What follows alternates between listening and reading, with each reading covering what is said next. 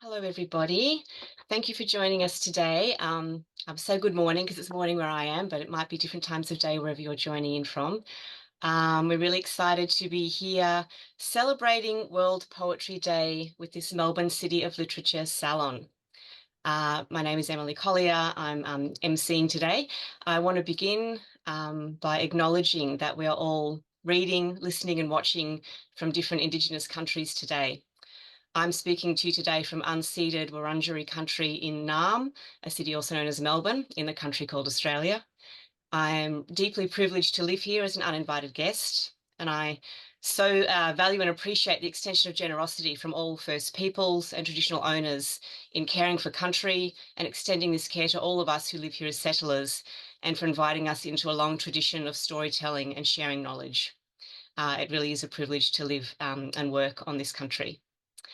So this World Poetry Day, the Melbourne City of Literature Office is hosting this online salon in partnership with local publisher Vagabond Press. So there's six of us who will be sharing our work today. Brodie Carmody, myself, Emily Collier, LK Holt, Bella Lee, Claire Miranda Roberts, and Izzy Roberts Orr. So we'll each read a little bit of our poetry with the event wrapping up within 1 hour. As I said, thanks so much for joining us. I hope you've got a cup of tea or coffee or glass of wine wherever you are and can just sit back and enjoy some wonderful poetry. So just a little bit about Vagabond Press. In 1999, out of the desire to create space for new writing, Vagabond Press was formed.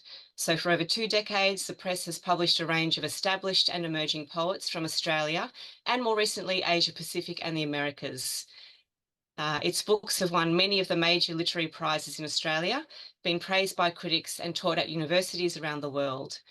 Vagabond Press aims to build a transnational context for its writers and to continue to support the production and promotion of innovative new writing and literature in translation.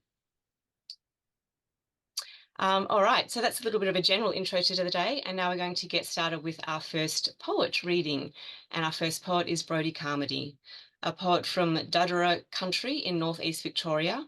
Brodie's most recent book, Shouldering Pine, was published by Vagabond Press in 2023. His poetry has also appeared in journals such as Meanjin, Cordite, and VoiceWorks. He is currently a journalist for The Age and the Sydney Morning Herald and is currently based in Melbourne. Over to you, Brodie. Thank you, and thanks for that lovely acknowledgement of country. Yes, and I would also like to begin by acknowledging that today I'm on Wurundjeri Woiwurrung country, and the book that I'll be reading from, Shouldering Pine, was written on Wurundjeri Woiwurrung country and Barroa country in northeast Victoria. So I'll just read a short little extract from it today. Thank you. Away from dark wine, fairy lights, I prick chestnuts with the lip of my knife.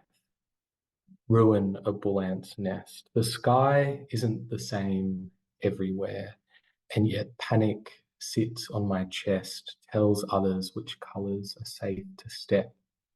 Pastis and green coats draped over shoulders. How is it already autumn? The clouds unzip.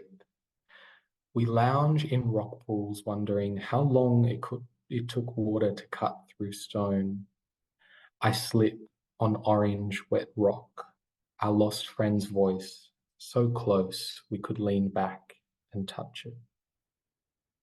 Cigarette spirals, eggshell blue, dappled sunlight skidding sideways, the gutters heave with rain. Isn't it strange how we forget the faces of the dead, but not the shape of their vocal cords? A whiff of perfume, the pair of docks left at the door. 3 years on, and I am knee-deep in this wide-cut creek, afraid I'm about to step on something sharp. What happens if all the insects die out is not a thing you should Google while drunk. Dear air, where have you gone? Every second dream, an apocalypse. My feet hug the river. I imagine bushrangers fumbling in the dark. The closet is not something you leave behind you. split open a burr and not all the nut will come out. Like European spinach, my leaves molt yellow when under stress. Shared grief rakes me into small mountains. Sheep leaving moon shapes in the dirt. This wasn't meant to be a colonial poem. This poem can't be anything but a colonial poem. What was France like in 1852? Star anise filling my mouth like an ocean. The ship was called the General Wyndham. Apple orchards, chestnut farms. We scratch soil like we would a wound. Rivers forever bent out of shape. My boyfriend says I keep polluting his waters with purple smoke. He says this without his mouth. I fall asleep facing the wall, which is to say, I don't sleep much at all. After birthday celebrations, we drive back to the city. Exoskeletons greet the dash. A fox writes its name in the emergency lane, still wet nose pointing north. How easy it would be to slip off the Hume, gripping the steering wheel white, arms still wet from river water. Farmhouses, snow-capped mountains snap out of view, a pop-up children's book in reverse. Urban drivers never know which lines to trace. It's comforting in a way you don't always need to know where you're going. Last week, the Melbourne GP typed general anxiety disorder with 2 fingers. I fight the urge to meet steel wool scrub and crumple in on myself like paper. The city's spine begins to puncture the horizon. I exhale, tannins staining the roof of my mouth. This grey city, with its grey sky, offers me nothing but cabin fever. Daydreaming of making shapes on crags not far from a tiny home, shouldering pine. Sometimes it feels like I'm speaking with a bird's throat. The bird is underwater. It's April under this southern sky, which means it may as well be winter. I try not to think about the way twilight tilts.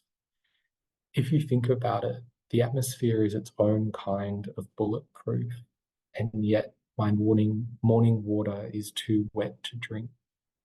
A handful of spearmint leaves congeal in my mouth. I'm always waiting for something to go wrong, the way sharehouse floorboards bow into dirt. There is so much empty space in ourselves. If you think of it, even cities are full of stillness. It's not a competition, my yoga teacher says, as I wince and lay flat on the floor. Last night, your ex sent a funny text and my collar grew warm. Pre-dawn peeling away, skin after rock climbing, we are constantly treading water, limbs brushing, then apart. Rum and ginger beer slung back, the way water can't help but hammer through stone. Cleaning my teeth in the dark, I realize I want to be lonely a little while longer. Your arm across my back, a compound bow. Usually, you'll need Polaroids to spot a carp's shimmering pelt, the flick of its whispers. I always thought the beginning or end of a relationship was marked with a full stop. It's taken me years to realize grey matter can harm just as much as any grass fire.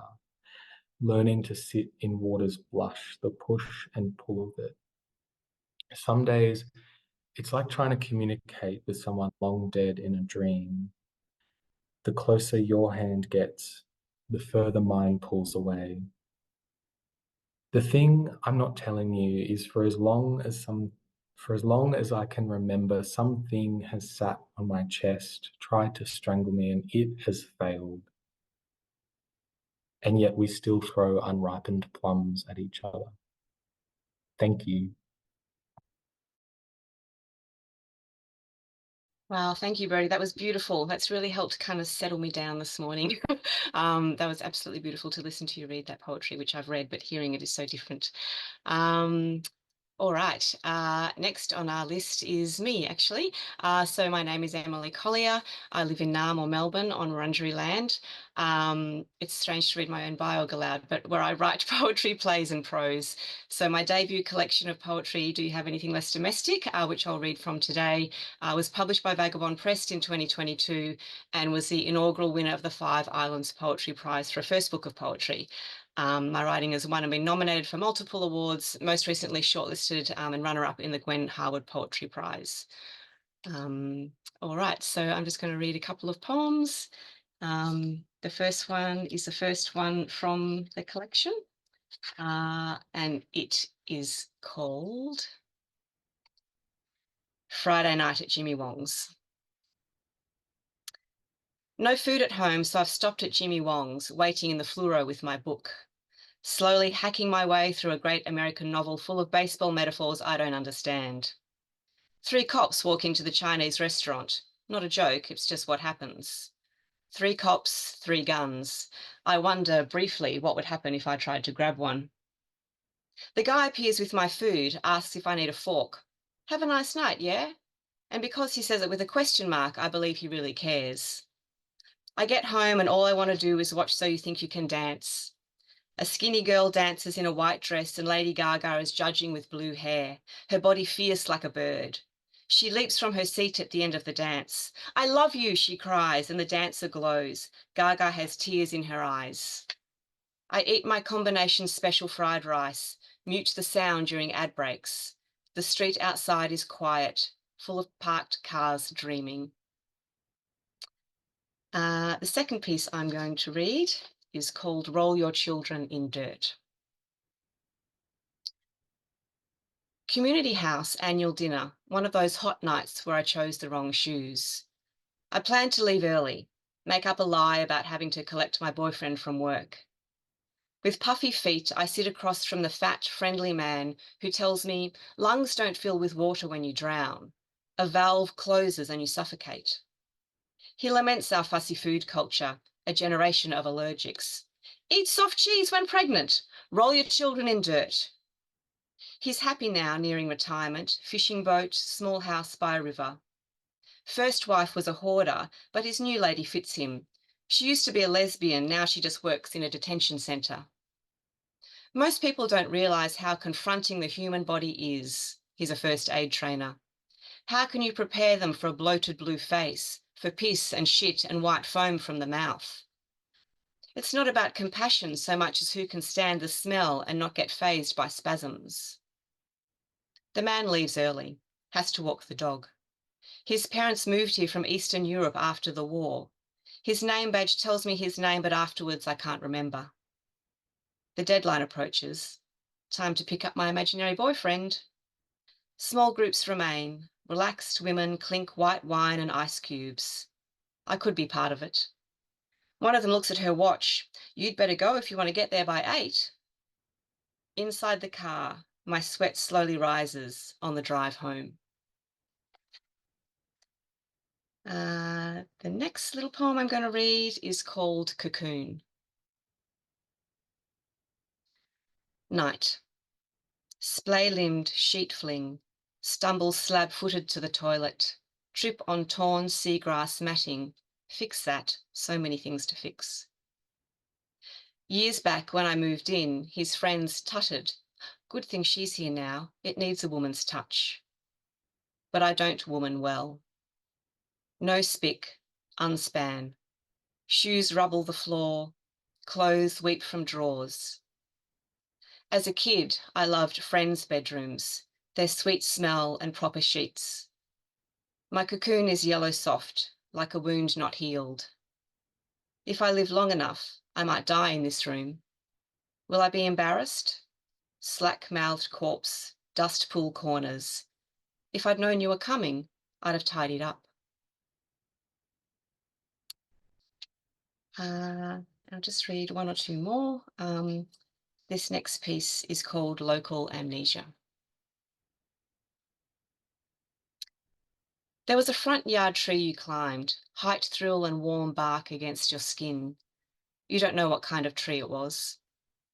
Today, waiting for your mother in the city, she's running late and it's pouring rain. Did she slip? Is she okay? A sudden, violent outburst. It never used to rain like this in Melbourne, did it? A heavy, humid gush that sucks brollies inside out. See her in the distance, both smaller and more certain than you remember. You booked an Indigenous walking tour for her birthday. The guide starts by showing possum pelts and baskets, photographs and stats of sheep-heavy ships. Within years, there were 6 million mouths to the ground, munching food sources, hoofed animals galloping, an empire built on enthusiasm and brutality. The group clucks concern. If only the settlers had known better, done better, listened more, blundered less. Outside in the rain fresh air by Birrarung, River of Mists, the guide plucks a leaf with white spots. People think it's bird shit or cobwebs, but they're lerps, made by tree lice, sticky sweet sugar you can eat. Mothers would teach their children where honey was hidden in a flower, which leaves to chew and which to leave alone. Remember your primary school project, how proud you were to talk about orchards planted here by your ancestors, diligent German immigrants, long-faced and genteel, settlers who formed a community and called it Waldo, a clearing in the forest. How much is missing from your inherited memory? Apples and pears were raised in favour of suburban dwelling well before you entered the family line. Stories passed down your father's side, but your mum's a quieter song. Fragments, Dundee, dirt floors, a ship, a death at war. That front yard photo, you as a squint-eyed toddler, chubby and scowling on your mother's lap, siblings clustered close, her face a soft surprise. How did I end up here? The climbing tree's not in the picture, a detail half remembered, a kind of drifting amnesia easy to dismiss. Your life has not yet depended on the knowledge of a tree. And I'm going to finish with one short new poem in the spirit of World Poetry Day. I've been doing a project where I'm writing poetry in response to theatre pieces. So this is a new one of those. And the piece is in response to a show on a Melbourne Theatre Company at the moment called 37, and it's a short sonnet. It's called Football. Football season lights up, March in Melbourne. Think pieces proliferate, concussion, who's in form, premiership predictions.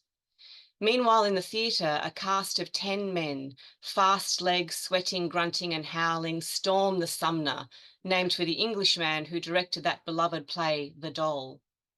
New playwright, new generation, new stories of fighting and desire.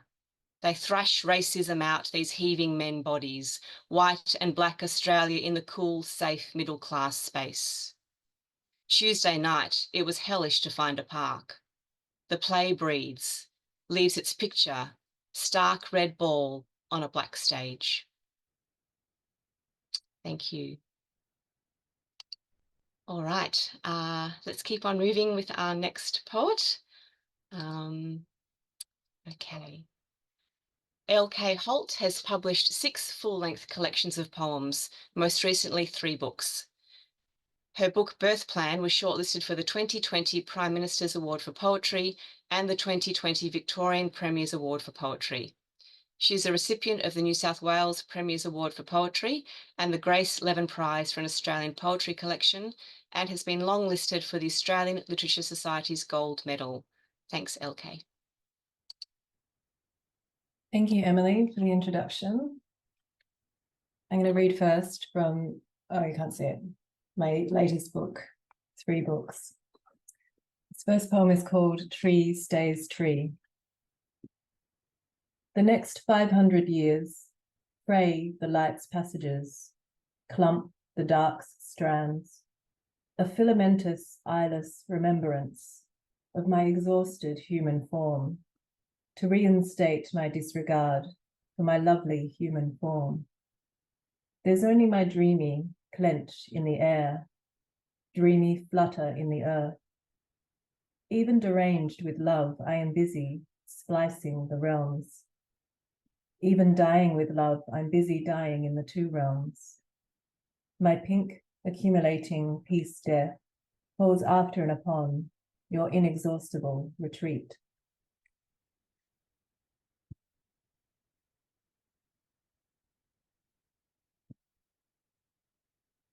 Breath is coupled with the song, so it is you can, without him.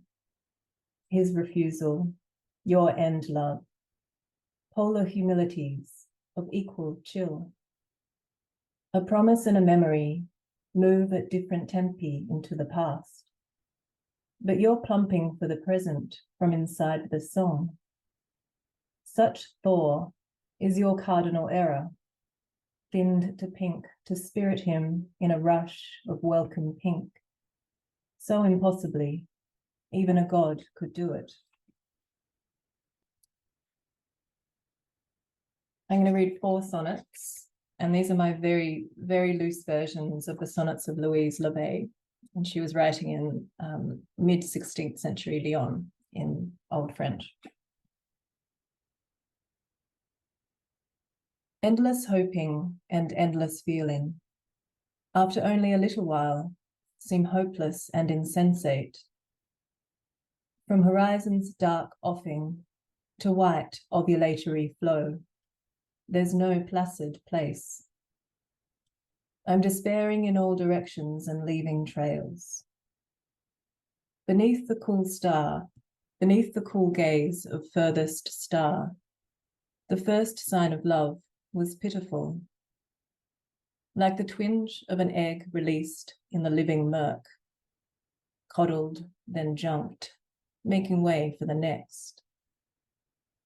But each sign is for itself, a wound full of point.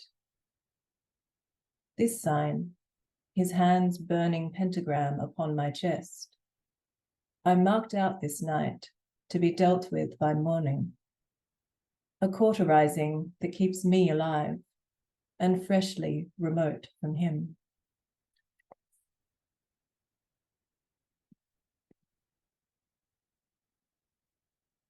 Ladies of Lyon in the house, raise your eyes.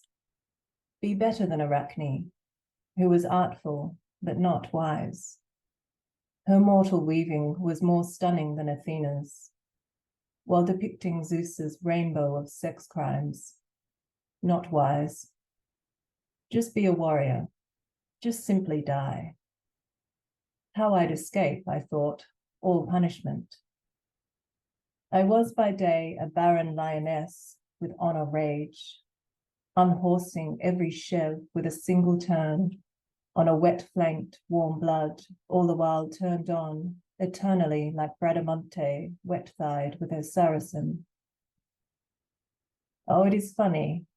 A Schrödinger pussy surely proves I can die for one man, but live for my women. In disguise, indulgent love was at my every tourney. There, for the show of physical laws, he finds so adores.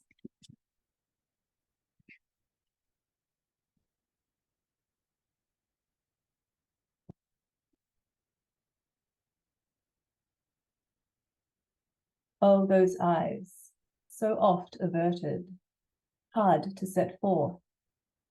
Now it's hard to stop.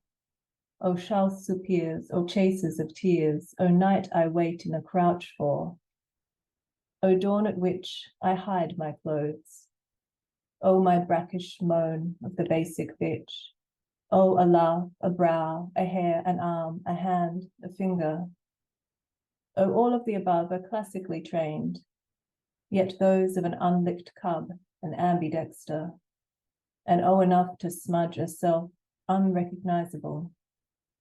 Oh, my 1,000 deaths caught on 1,000 cameras. Oh, sentence of life and prison purse wasted. Oh, baller holocaust conceit upon my heart's content. I'm mid-scene since breakfast last Tuesday. His flames snap round my padded wounds, but he just won't catch a light like a human.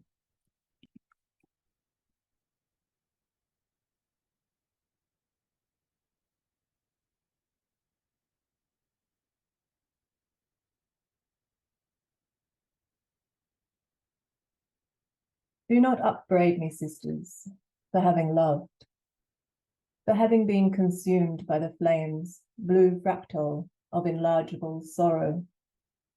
If I've so consumed my time, why consume my tale for sport? If I did betray us, I'm here now receiving justice. Do not add your weight to the spikes, but think, love's always been coming for you. Try, but you can't blame the man. One near perfect form. Blame lies with the sovereign part of you that let love in. The emperor who lives to belittle his assassin with an unlocked door. Be on guard, but only to enjoy your sweet capacity for expectation before obsession's timeless rule. Thanks, everyone.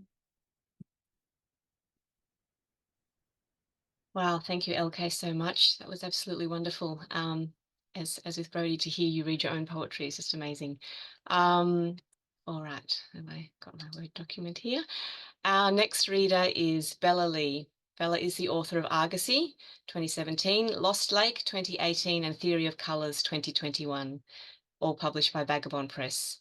Her work has received the Victorian and New South Wales Premier's Literary Awards for Poetry and an ABDA Award for Book Design. Thanks, Bella. Thanks, Emily. I'm also coming from Wurundjeri country in so I'll read two poems or sequences. The first is from my first book with Vagabond titled Argosy, and it's called The Novelist Elena Ferrante. Begins with an epigraph.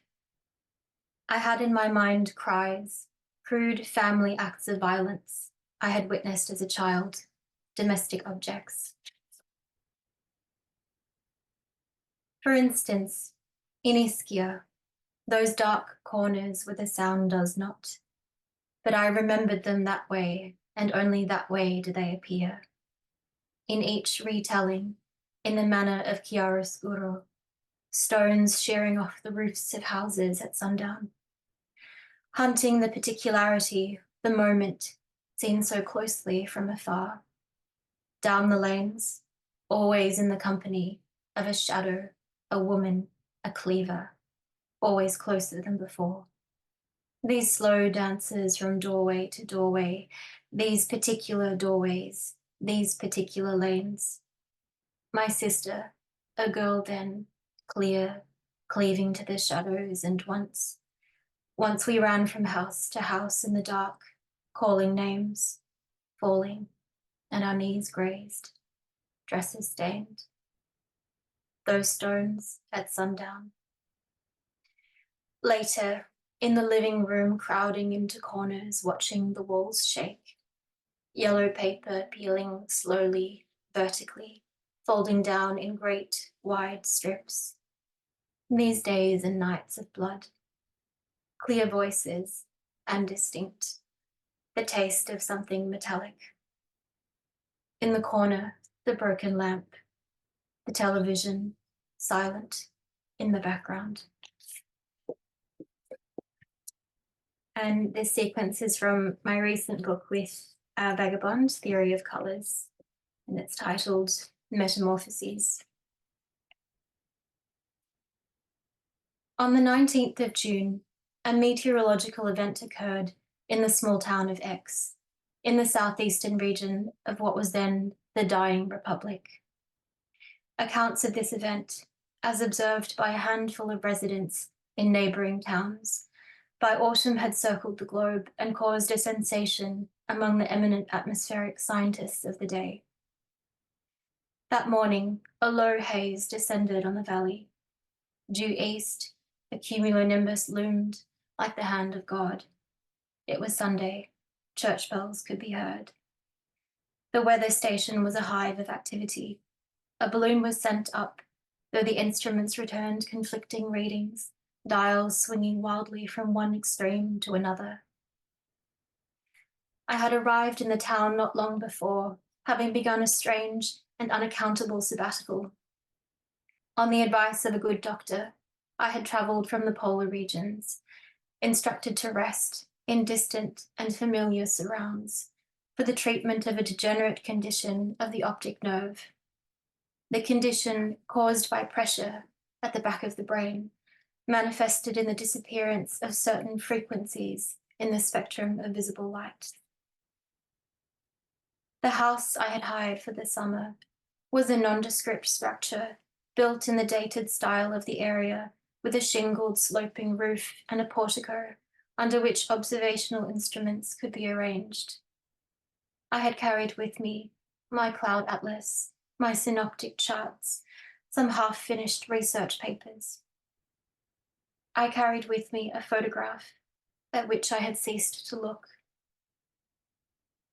In the history of spectral phenomena, a progression can be discerned from light to dark or dark to light, depending on the arrow of time. If the original temperature of the air is known and the distance through which it rises or falls is known, the simulation running backwards through the wire. In that period, there was a kind of darkness at the edge of town, where the forest began, at the foothills of the surrounding mountains, lingering in the parking lot of lost streams lit by floodlights. Many years ago, I had hiked in those mountains with my brother, who was younger and stronger, always 10 paces ahead and disappearing around bends. On those hikes, we spoke of the events of our childhood, the storms that erupted in the twilight hills behind the house, which no longer exists except in photographs. From an early age, he had developed a fascination with hawks, their nests suspended high above the valley in stands of white pine. There the wind veered and threw itself with joy against the rocks. As we climbed, the air grew dense with moisture. His thin wrist bent at almost 30 degrees. I see him clinging to the edge of a cliff, talons extended, face turned toward the veering wind. The circumstances of my departure and return. I had been a restless youth. I had harbored a certain desire for distance and calamity. I had traveled in grief into the regions of ice. In the southern latitudes, it must be remembered that the deflective force falls to the left of the pressure gradient. The resulting circulation becomes clockwise, the direction of the wind indicated by cloud streaks evident in the upper right quadrant of the image. Thus, the cyclone is always accompanied by its anticyclone. The colors recorded by the spectroscope are the inverse of the true colors, which float in the pupil after the eye has closed. In the early afternoon, I paced the study, listening to the reports transmitted by radio, conducted along the live currents of air. On the desk, I had placed the photograph, its edges creased to white. I had ceased to look at the photograph. At 4:35 p.m., the cyclonic winds reached maximum velocity. In the center of the town, a circle opened its glowing mouth. Thank you.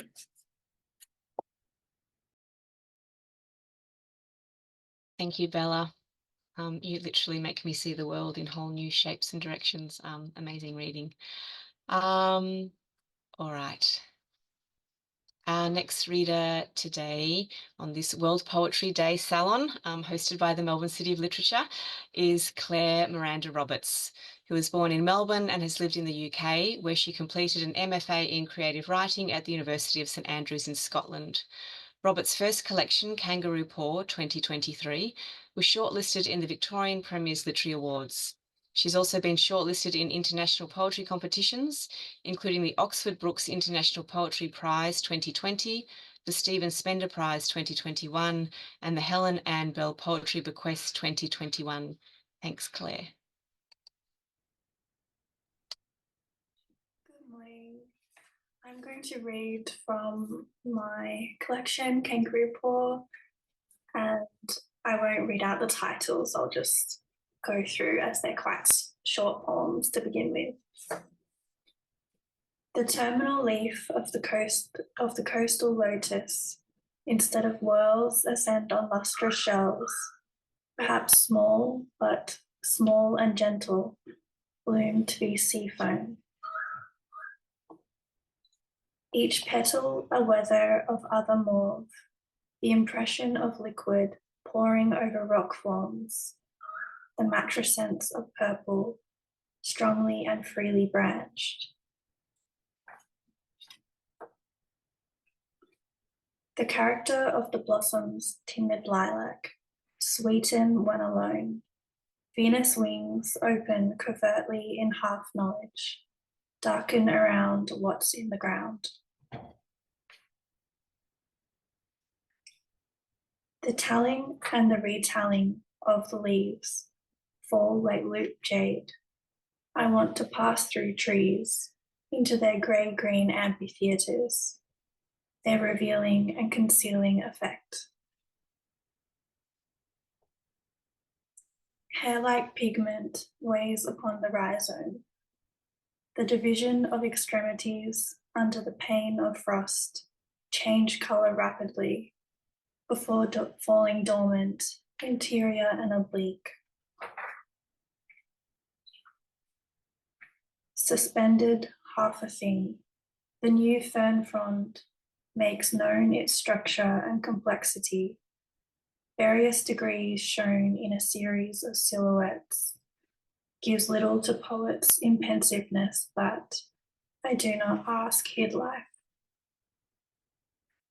Wait to return, where Gualtheria hispida is tied in coarse bunches while still in the earth.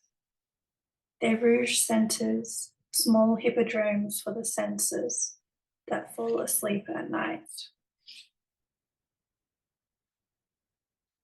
Await insights, their hope entire, formerly glabrescent, unhook gradually, at first flat and slight, then luminous, part of the oceanic light. Waiting is vapourish. I watch the yellow velvet groundsel, looming like a nest of wasps. I might be wrong, but the air seems anxious. A drip of sun could tip the whole scene over. This air and the wasps that gather. Trying to hold strength against the coastal grass, frayed flower spikes turning to rust, rustle the wind and make a thread with my life, more perfect for growing precariously.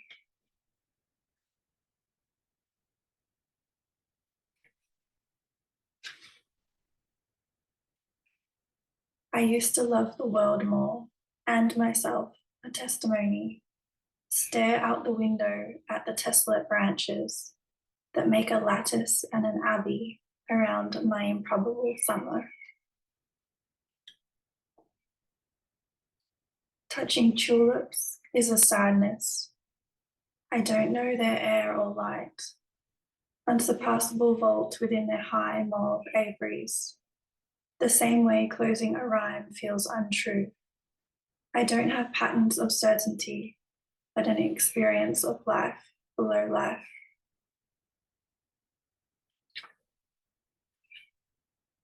Everything is changed by the lilac. Even the skyline looks purple as the crocuses that fall of their own accord. This could be invented. The apple trees in the walled garden shift into the sunlight. Their branches never hesitate, and I too have been thinking about living. Before she is the other, beauty. Minor irises work into reflections. The same muted journey Venus makes in and out of paintings. In filmy drapery, bearded falls disclose her colour gradually, while the flower of one species takes the leaves of another. Another spring before the leaves, cloaked in pillow spurs, slightly fragrant, canonical habit, tending to frost without natural flaws, the effect of many sepals, borne on lifeless branches, emerge large, bronze, glassy. The lotus blooms triple bending into surface.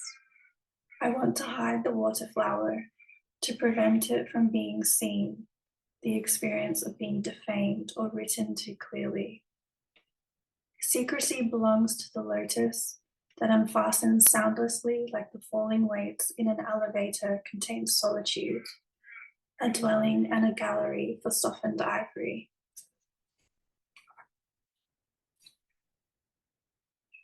Look to the stem, see where it tapers, where leaves and flowers emerge.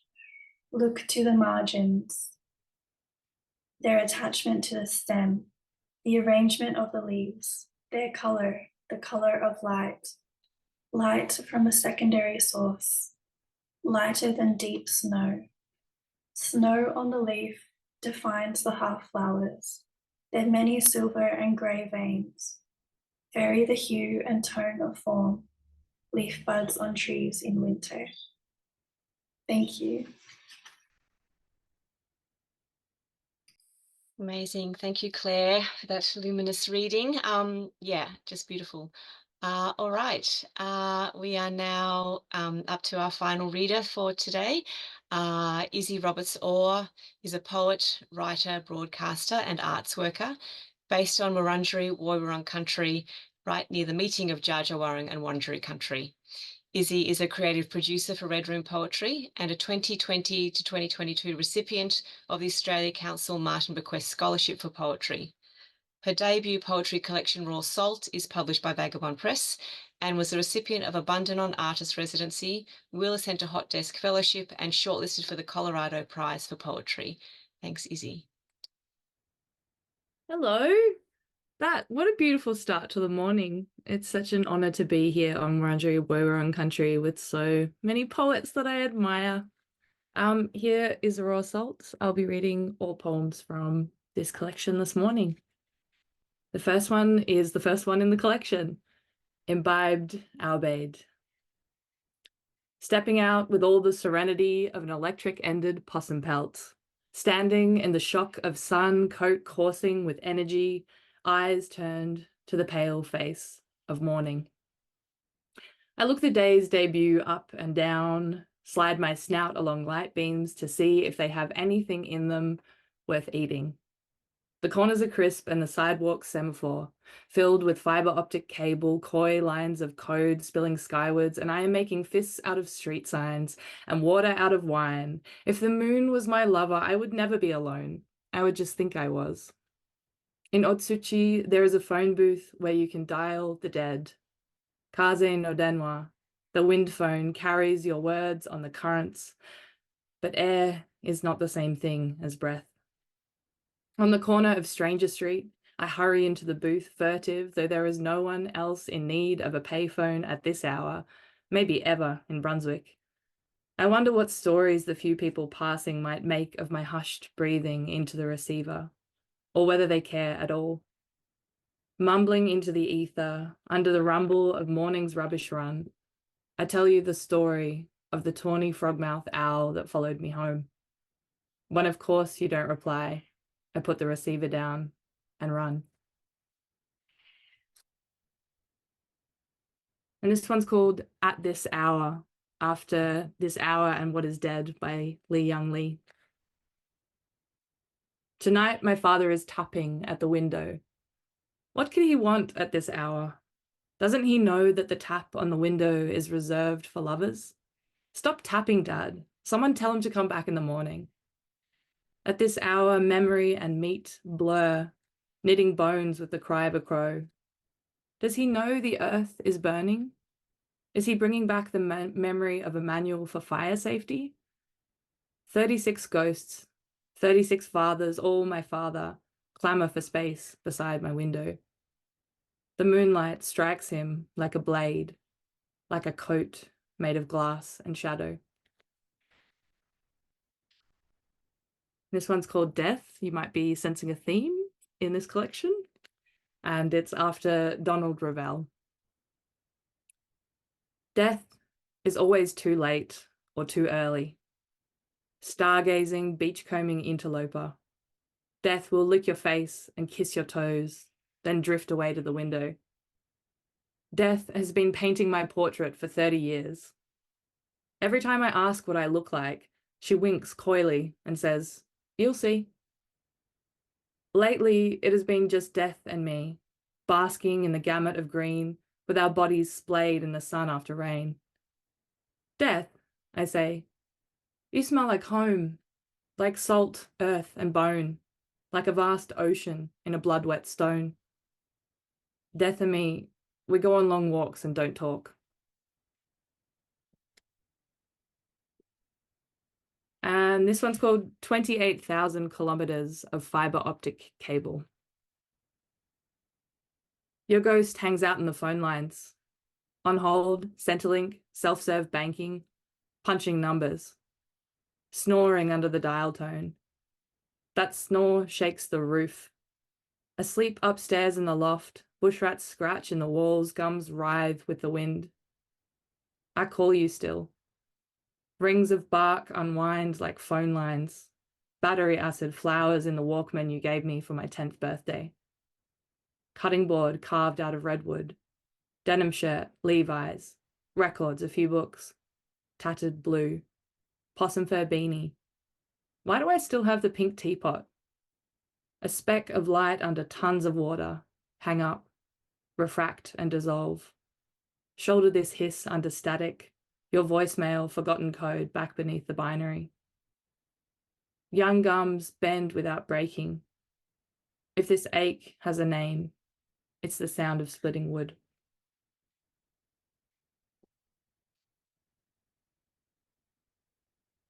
And this is just a short one to finish up on, called Phosphorescence, you said. And I guess I feel like this is an international phenomenon, but I feel like it's nice to say what this is talking about. Phosphorescence, talking about sea sparkle. If there might be other words for it, phosphorescence, when you see it in the ocean. Okay. Your moon's many shades of pale silver the flank of shoreline, where our shadows squeak from dunes onto the flat slat, stretching away from the waves. Bundled into back seats in the dead of night, dragged out of sleep in the heavy net of your arms, to trudge out and witness this vast catchment of stars. We hover at the edge of the ocean and watch it explode, every wave. Thanks so much. Happy World Poetry Day. Thank you, Izzy, for that phosphorescent reading. Yeah, wow, what a way to start the day. I think we should do this every morning, basically, hear from 6 amazing poets. That is it for the Melbourne City of Literature World Poetry Day Salon. So thank you so much to the Melbourne City of Literature for organising this, to Vagabond Press also for being part of it, and to all of our readers, Brodie Carmody, myself, Emily Collier, LK Holt, Bella Lee, Claire Miranda Roberts and Izzy Roberts Orr. A reminder to all you lovely people listening and watching, you can buy all of the poets' books you heard today at Vagabond Press. Thank you so much for coming and listening, for taking an hour out of your day to just be with poetry. And to mark World Poetry Day, we would encourage you all to seek out one new poem today and spend some time with that. Thanks again and have a lovely day, everybody.